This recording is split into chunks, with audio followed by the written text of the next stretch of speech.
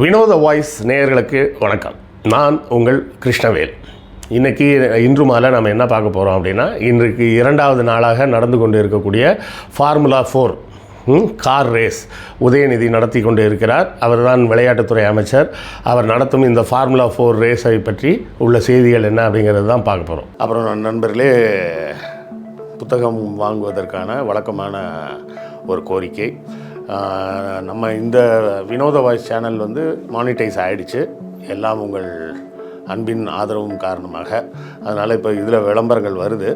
ஆனாலும் இந்த விளம்பரங்களின் மூலம் வரக்கூடிய வருமானம் நம்ம கேஆர்வி சேனலில் வந்த அளவுக்குலாம் ஒன்றும் வராது. அதோட கம்பேர் பண்ணால் 1/10 பங்கு வந்தாலே ஜாஸ்தின்னு வச்சிங்களேன். உங்கள் ஆதரவு தொடர்ந்து எங்களுக்கு வேண்டும்.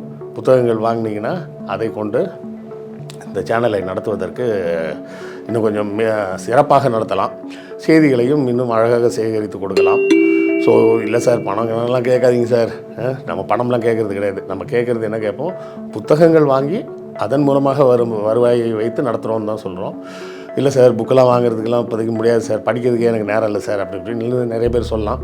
வெளிநாடு வாழ் மக்கள் நீங்கள் புத்தகங்கள் வாங்கணும்னா முடிஞ்ச நேரம் வாங்கினாலும் வாங்குங்க. இல்லை வேண்டாம் அப்படின்னா அமேசான்லேருந்து கிண்டில் வெர்ஷனே நீங்கள் எடுத்து படிச்சுக்கலாம். பாபர் நாமா வர உள்ள எல்லா புத்தகங்களும் அமேசான் கிண்டிலில் கூட இருக்குது. இது எல்லாம் எதுவுமே முடியாதுன்னா கூட இந்த வீடியோக்களை ஷேர் பண்ணுங்கள்.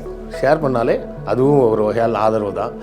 லைக் போடுங்க, கமெண்ட் போடுங்க, எல்லாமே ஆதரவு தான். ஸோ ஏதாவது ஒரு வகையில் எங்கள் சேனலுக்கு தொடர்ந்து உங்கள் ஆதரவை கொடுத்து கொண்டே இருங்க. ஃபார்முலா 4 கார் ரேஸ் இதை உதயநிதி நடத்த போகிறாருன்ற ஒரே காரணத்துக்காக சங்கிகள் வழக்கம் போல் என்னெல்லாம் சொல்ல ஆரம்பித்தாங்கன்னா, இப்போ நாடு இருக்கிற நிலைமையில் இந்த கார் ரேஸ்லாம் தேவையா, அது தேவையா, இது தேவையா, ஏழைகளுக்கு ஏதாவது செய்யலாமே. இப்போ தான் இவங்களுக்கு ஏழைகளை பற்றிய சிந்தனை வரும். நாம் இப்போ ஏழைகள் பாவம், நம்ம பெண்களுக்காக விலையில்லா பயணச்சீட்டு கொடுப்போம், உரிமை தொகையாக 1000 ரூபாய் கொடுப்போம், புதுமை பெண் திட்டத்தில் பணம் கொடுப்போம், தமிழ் புதல்வன் திட்டத்தில் பணம் கொடுப்போம் அப்படின்னு சொன்னால், எங்கள் அப்பா தான் அவன்கிட்ட பஸ்ஸு ஃப்ரீயாக கட்டிச்சா, எங்கள் மாமியார்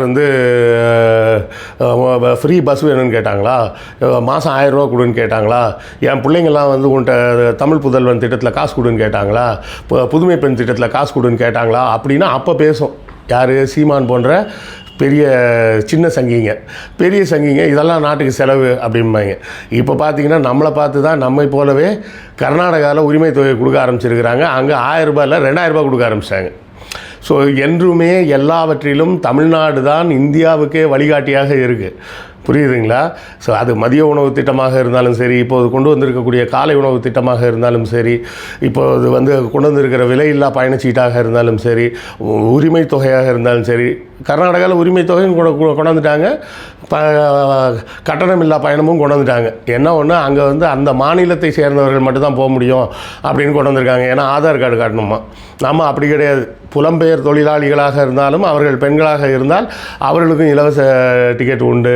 அதே போலவே மாற்றுத்திறனாளிகளுக்கும் அந்த கட்டணமில்லா பயணச்சீட்டு உண்டு, திருநங்கையருக்கும் உண்டு அப்படின்னு சொல்லி அதை எக்ஸ்டெண்ட் பண்ணியிருக்காங்க. ஒரு திட்டத்தை கொண்டு வர்றது, அப்புறம் அதில் பயன்பெறாதவர்கள் இன்னும் கொஞ்சம் இருக்காங்களா, அவங்களுக்கும் சேர்த்து எக்ஸ்டெண்ட் பண்ண அப்படின்ற மாதிரி எக்ஸ்டெண்ட் பண்ணியாச்சு. இன்னும் சொல்லப்போனால் இன்னும் கொஞ்சம் காலம் வருங்க.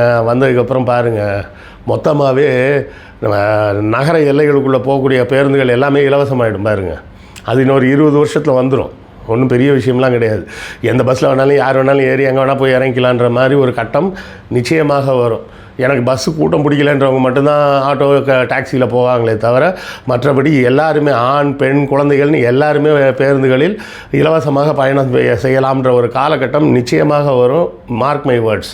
ஓகே, அது இருக்கட்டும். சரி, அப்போ இந்த கார் ரேஸ் நடத்துகிறது நல்லதா கெட்டதா அப்படின்னு சொல்லி நம்ம பார்க்கலாம்.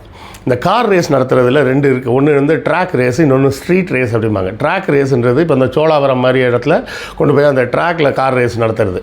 இது ஸ்ட்ரீட் ரேஸ். இது எங்கே நடக்குது அப்படின்னு பார்த்தீங்கன்னா, அண்ணாவோட நினைவிடம் இருக்குது பார்த்தீங்களா, அந்த இடத்துல தொடங்கி ஒரு ரோடு நேராக வரும், அண்ணா சாலையில் முடியும்.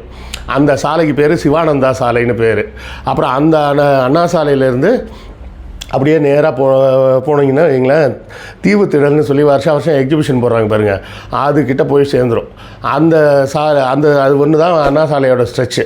அதுக்கப்புறம் அதை சுற்றிக்கிட்டு மறுபடியும் அந்த ஃப்ளாக் மார்ச் அப்படின்னு சொல்லக்கூடிய ரோடு, அதாவது சுதந்திர தினம் மற்றும் குடியரசு தினத்தை அன்றைக்கி கோட்டையில் கொடியேற்றுவாங்க பார்த்தீங்களா, அந்த கொடியேற்றவுடனே அணிவகுப்புலாம் நடக்கக்கூடிய சாலை அதுதான் வந்து ஃப்ளாக் மார்ச் ரோடும்பாங்க. அந்த சாலையில் வந்து முடிஞ்சு அந்த சாலை நேராக திருப்பி அண்ணா நினைவில்லத்தில் வந்து முடியும். இது மொத்தம் 3.5 கிலோமீட்டர். சரிங்களா? இந்த 3.5 கிலோமீட்டரை மட்டும் ஒன் வே ஆக்கியிருக்காங்க.